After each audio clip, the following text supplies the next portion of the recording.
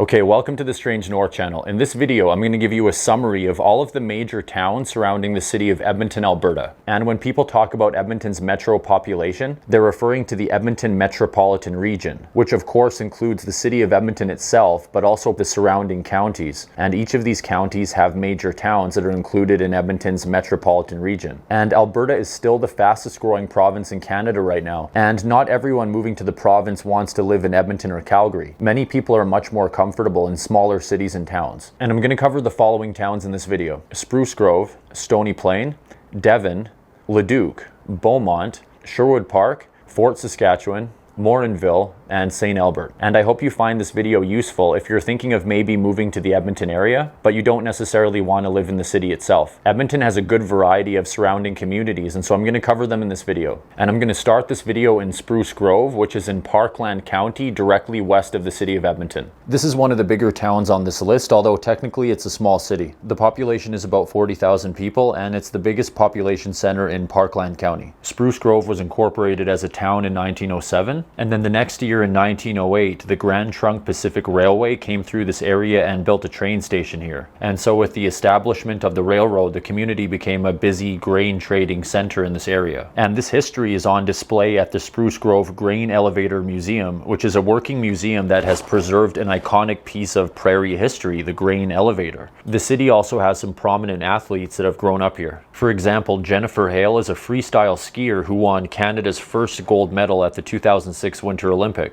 And then there's Carla McLeod, who is a member of the 2010 Canada Women's National Hockey Team. Another prominent athlete from Spruce Grove is Grant Fuhr, and he is the Stanley Cup winning goalie of the greatest NHL team of all time. And then speaking of athletics, Spruce Grove has the TransAlta Tri-Leisure Center. This is a large recreation center that not only services Spruce Grove, but the adjacent town of Stony Plain and a large portion of Parkland County. And it has everything from a fitness center to an indoor running track and even a 10-lane, 25-meter pool. Another prominent facility in Spruce Grove is the Horizon Stage Performing Arts Center. This is an excellent facility, and I've actually seen a number of productions here, and it's definitely a much better facility than you'll usually find in population centers of this size. And then in terms of shopping and dining, it's definitely a fair size, and it has your usual collection of big box stores and chain restaurants. But honestly, in my opinion, Spruce Grove doesn't have the best restaurant scene, especially compared to some of the other towns on this list. But growing up, when my family was driving through the city, we would often stop at Jack's Drive-In. This is an iconic establishment that opened in 1961, and they just have really good burgers and soft serve ice cream. I have a personal tip, and that is Spruce Grove is terrible for photo radar. I have received numerous speeding tickets here, and you really have to be careful with your speed. I know that's basically true in all places, but myself and a lot of people that I know have received a ton of tickets in Spruce Grove, so just watch out for that. This city also has a transit system that provides on-demand service within Spruce Grove and Stony Plain, as well as regular transit service to Atchison and Edmonton. Honestly, this is not my favorite of Edmonton's surrounding towns, but it has a decent amount of services and housing options, and it serves a large portion of Parkland County. Okay, moving on, at number 2 is Stony Plain. This is just west of Spruce Grove. Of course, this is also in Parkland County, and over the years, I would often visit Stony Plain to visit family members that live there, and so I definitely have more of a sentimental attachment to this town than a lot of the others. And overall, I just find it to be fairly quiet and pleasant. Like Spruce Grove, Stony Plain was incorporated as a village in 1907, but it never became as big as Spruce Grove. The 2024 population of Stony Plain is about 18,500, so it's about half the size of the larger town beside it. Stony Plain is often called the Painted Town, and this is because it has these colorful murals that show important people and events in the town's history. And they really started doing this before downtown murals became more popular. It seems to be a current trend, but they started doing this many years ago. And throughout the town of Stony Plain, they have over 40 murals created by 23 artists from around Canada. And this small town has a few major events and festivals that take place throughout the year. Every year in the first week of June, you have Farmers' Days, which includes the Farmers' Days Parade, the Kinsman Rodeo, and Fairgrounds. And then in early August, you have the Blueberry Bluegrass and Country Music Festival, which is the largest bluegrass event in Western Canada. Stony Plain also hosts host the Great White North Triathlon the first week of July. Stony Plain also has a decent amount of parks, and they have a green path system running throughout the town. Stony Plain also has a proper hospital, which Spruce Grove does not. The Westview Health Center is a full hospital with a 24-hour emergency department. And then one of my favorite little things about this town is the McDonald's with the classic car displayed at the drive-thru. And overall, I just find this to be a fairly pleasant town. It's definitely one of the smaller ones on this list. It definitely has a laid-back vibe, and I enjoy all the history on display in the downtown area.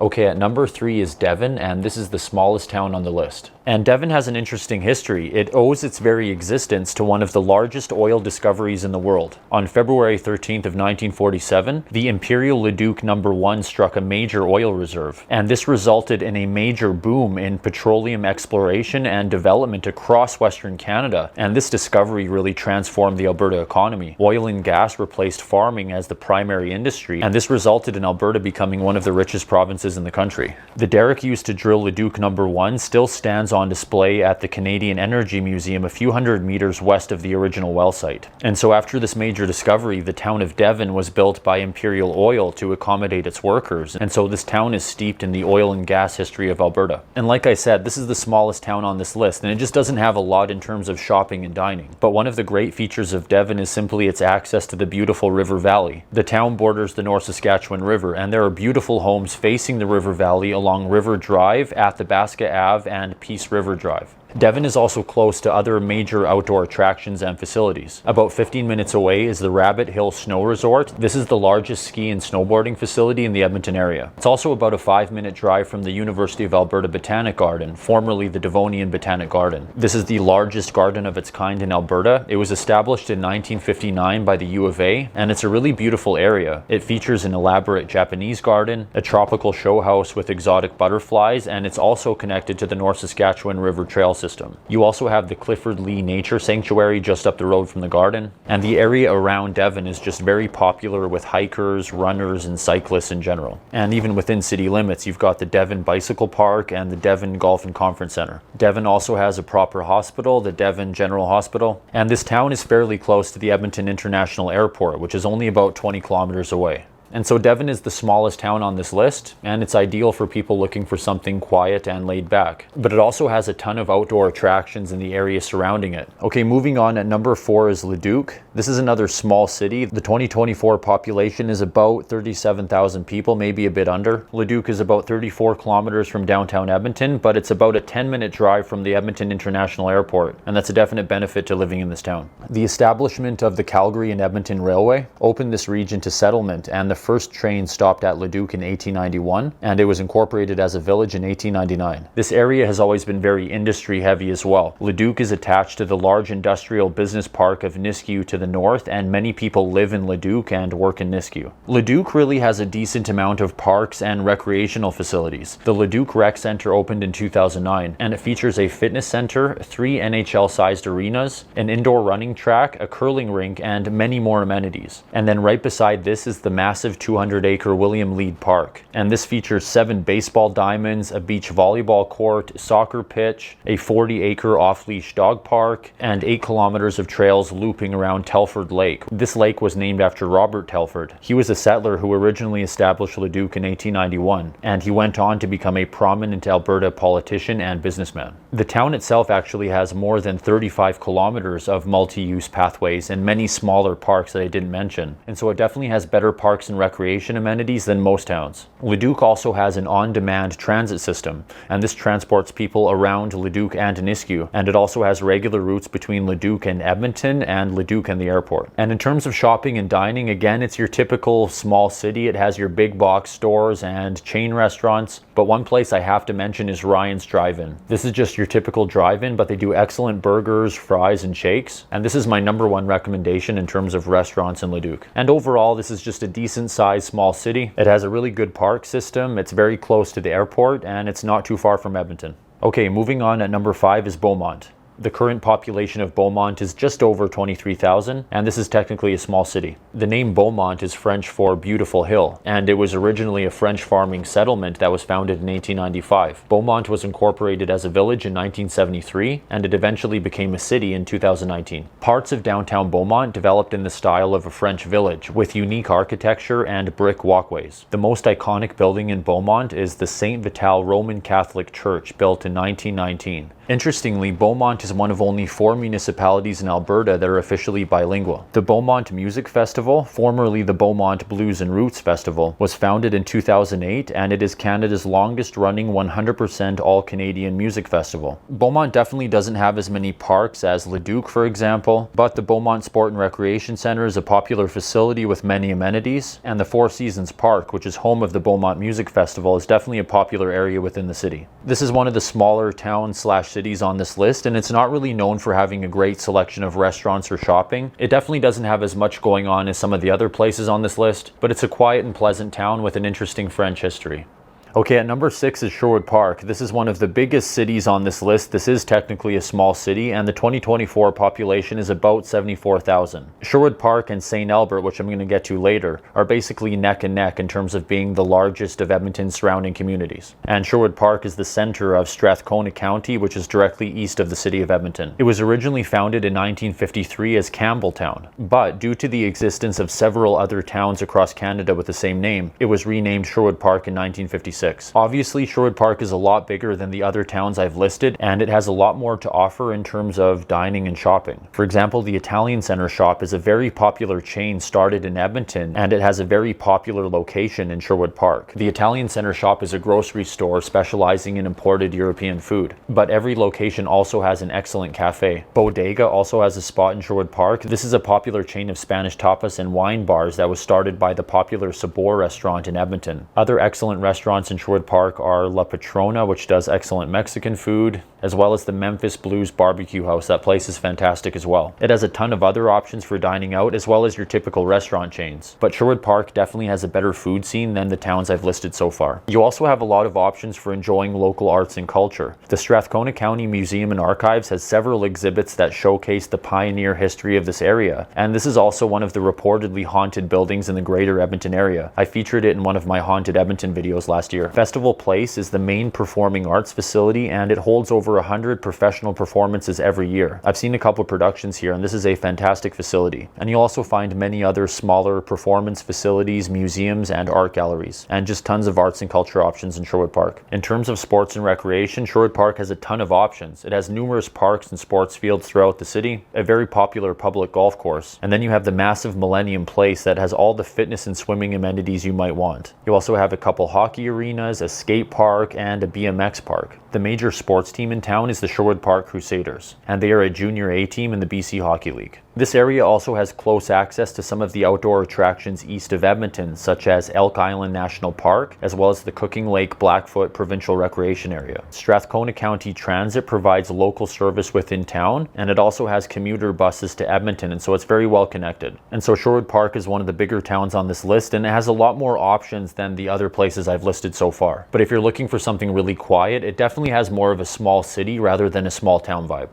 Okay, moving on to number 7 is Fort Saskatchewan. It has a population of about 29,000, so it's a little less than half the size of Sherwood Park. This is located in Sturgeon County, and Fort Saskatchewan is about 37 kilometers from downtown Edmonton. And this small city has an interesting history. So Inspector William Jarvis, who led a column of the Northwest Mounted Police during the March West, established the Sturgeon Creek post here in 1875, and it was soon renamed Fort Saskatchewan. Over time, this became a prominent northern police garrison, and over 5 hangings took place at the fort between 1879 and 1914. This included the first hanging to take place in what was then Canada's Northwest Territories, which included present-day Alberta. On December 20th of 1879, a man named Swift Runner was hanged for killing and eating his wife, 6 children, brother, and mother. I covered this case in one of my Alberta cryptid videos because at the time it was thought by many that Swift Runner was possessed by a Wendigo. The Wendigo is a mythological creature originating in Algonquin folklore. It is a malevolent and ravenous spirit that possesses people and fills them with the desire to eat other people. And at the time, it was thought that this man named Swift Runner may have been possessed by the Wendigo. In later years, a provincial jail opened in 1915 on the site of the old fort. 29 more prisoners would be hanged at the jail between 1914 and 1960, including Florence Lysandro, who was the only woman to be hanged in Alberta, and Robert Raymond Cook, who was the last person to be executed by the province in 1960. This jail was replaced in 1988, and this new facility remains to this day, and it's known as the Fort Saskatchewan Correctional Centre, which houses prisoners awaiting trial and serving sentences less than 2 years. Fort Saskatchewan is also part of Alberta's industrial heartland, and many people in town work in heavy industry. Alberta's industrial heartland is the largest industrial area in Western Canada, and major companies with facilities in this area include Dow Chemical, Sherwood International, Nutrien, and Shell Canada. And I've been inside these facilities before, and honestly, they're quite a spectacle. Many cities have industrial parks, but the massive facilities in the industrial heartland are on a whole other level. The centerpiece of Fort Saskatchewan's recreation and culture is the Dow Centennial Centre. This is a massive multi-use facility that includes a hockey arena, gymnasium, indoor track and fitness center, a 550-seat performing arts theater, as well as a permanent art gallery. Fort Saskatchewan also has 2 more hockey arenas, the Jubilee Rec Center and the Sportsplex, an indoor swimming pool, as well as a curling club and a 9-hole golf course, all within city limits. And speaking of staying active, Fort Saskatchewan, much like the town of Devon, is bordering the North Saskatchewan River, and it is a hub for numerous provincial and national trails. The Highway 15 underslung pedestrian bridge opened last year, and this connects Fort Saskatchewan's trail network with the trails in Sturgeon County across the river. And this area forms part of the Trans-Canada Trail Network, otherwise known as the Great Trail, which is now the largest recreational multi-use trail network in the world. Fort Heritage Precinct is an 11-hectare city-owned museum and historic site that contains a variety of historically significant buildings from this area, and they form a historic village which includes a full-scale replica of the original fort. The Fort Saskatchewan Community Hospital is a full-service hospital with long-term care and an emergency department. Fort Saskatchewan Transit operates 2 daily schedules that traverse the city in opposite directions, and they also work with Strathcona County Transit, and they operate a bus between Fort Saskatchewan and Sherwood Park. There's also an Edmonton Transit bus that will take you between Fort Saskatchewan and Edmonton's northeast.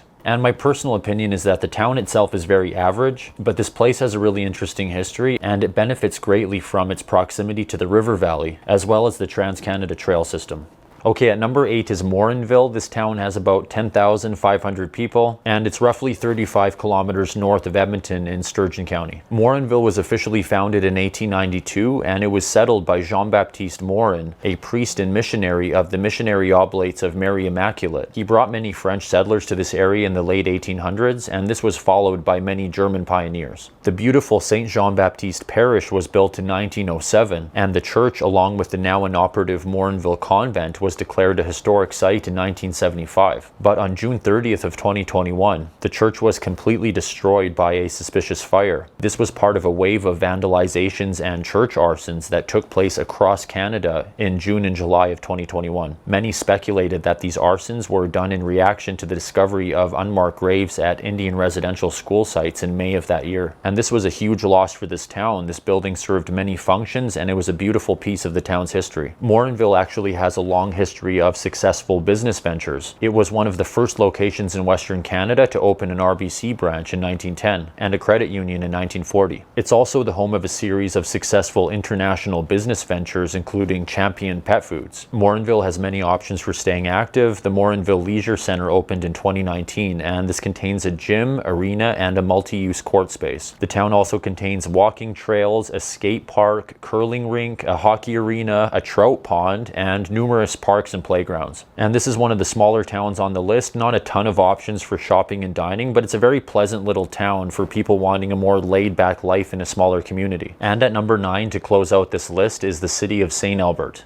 This is just south of Morinville. It's also located in Sturgeon County, and it's basically attached to the city of Edmonton. And honestly, of all of the towns and small cities surrounding Edmonton, St. Albert is by far my favorite. So St. Albert was founded in 1861 as a Métis settlement by Father Albert Lacombe of the Missionary Oblates of Mary Immaculate, and he built a small chapel at this location, and this chapel still stands on Mission Hill. There's a connection between St. Albert and Lac Ste. Anne, a place I've covered in some of my previous videos. Father Albert Lacombe originally intended to found his mission at Lac Ste. Anne, but the soil there proved to be infertile, and he moved the settlement to what would become St. Albert. This area had excellent soil and access to supplies of wood and water. It was also a lot closer to Fort Edmonton, and it was a stopping point for traveling First Nations peoples. A few years later, a group of Grey nuns would follow Father Lacombe from the Lac Ste. Anne mission. More Métis people would move to the area over time, and the population steadily grew. St. Albert was established as a village in 1899, as a town in 1904, and when the town was reached by the Canadian Northern Railway in 1906, this significantly helped the town develop. St. Albert was previously the site of two residential schools. First off, the St. Albert Indian Residential School, otherwise known as Uville, was located on Mission Hill and operated by the Roman Catholic Church from 1873 to 1948, after being moved from the Lac Ste. Anne mission where it was originally founded. And then you had the Edmonton Indian Residential School, also known as Poundmaker, and this was located about 6 kilometers east of St. Albert's current downtown, and it was operated by the Methodist Church from 1924 to 1968. Similar to what they have in Spruce Grove, the St. Albert Grain Elevator Park is also an open-air museum with 2 historic grain elevators and a reconstructed railway station. St. Albert has a vibrant art scene. St. Albert Place, right in the heart of downtown, was designed by world-renowned Canadian architect Douglas Cardinal, and the building was constructed to mirror the curves of the Sturgeon River that runs directly behind it. This building houses the St. Albert Library, the Art and Theatre, where I saw many productions as a kid, the Musée Heritage Museum, which has a ton of Métis artifacts, a visual art studio, as well as City Hall, and a variety of city government services. In addition, St. Albert has a prominent Painters Guild and Writers Guild, and the Art Gallery of St. Albert is another focal point of downtown located in a historic building, and it features monthly exhibits and public workshops. The Outdoor Farmers Market is held in downtown St. Albert every Saturday from June to October, and it's the largest outdoor farmers market in Western Canada. St. Albert also has a number of annual festivals. The Kinsman Rainmaker Rodeo is St. Albert's longest running event, and it's a large rodeo with a parade, midway, and musical performances. Every August, the 5-day Rock in August music festival takes place, and then the Cheremosh Ukrainian Dance Festival takes place the second week of May every year. It's held in the beautiful Art and Theatre, and it's one of the largest dance festivals of its kind in North America. One of my favorite things about this city is the Sturgeon River Valley running right through town, and this offers a comprehensive trail system, with the Red Willow Park trail system winding throughout the city and connecting many different areas. Service Credit Union Place is a multi-purpose leisure facility with a fitness center, indoor track, aquatic area, hockey arenas, 3 basketball courts, and indoor soccer fields. St. Albert also has a couple of other indoor hockey arenas, as well as a couple excellent swimming pools. Between 1977 and 2004, the city had a team in the Alberta Junior Hockey League, the St. Albert Saints, which produced players such as Mark Messier and Mike Comrie. And then the team moved to Spruce Grove in 2004, becoming the Spruce Grove Saints. St. Albert Transit offers extensive service within the city itself, and it also has 7 commuter buses to Edmonton, and so it's very well connected. And compared to the other towns I've covered on this list, St. Albert definitely has better shopping and dining. Besides the large St. Albert Centre Mall, you'll find many small local artisan shops throughout the city, and the pleasant downtown area has a variety of options. And St. Albert actually has a really great food scene. I definitely recommend Cajun House. This is very popular, and the food is delicious. They specialize in Cajun and Creole food, and this is located right downtown. I also love Turkish Coffee House. This is also located downtown, and besides the delicious Turkish coffee, they also serve a wide variety of dishes. St. Albert also has a bodega location. This is that Spanish restaurant I mentioned with multiple locations throughout the greater Edmonton area, including Sherwood Park, and their St. Albert location is very popular, and I definitely recommend it.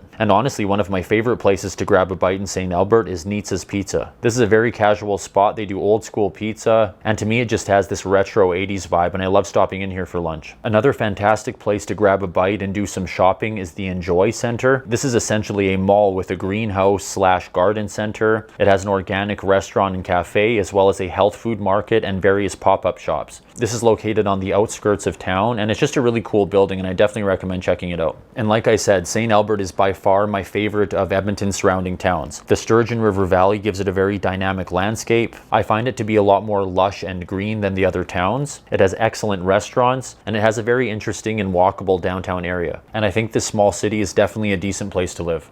And that wraps up this video. As you can see, the city of Edmonton has many smaller communities surrounding it, and these places have a lot to offer people, especially those that are moving to this area but don't necessarily want to live in a bigger city. And if you're interested in learning more about the city of Edmonton itself, I've already posted a bunch of Edmonton videos going into some of my favorite neighborhoods and restaurants and that kind of stuff. And I plan on doing many more down the road. I hope you found this interesting and informative, and if you'd like to watch more of my content in general, please consider subscribing to my channel. I upload at least one new video per week. Thank you for watching. I hope you have a great day, and I look forward to seeing you next time on the Strange North channel.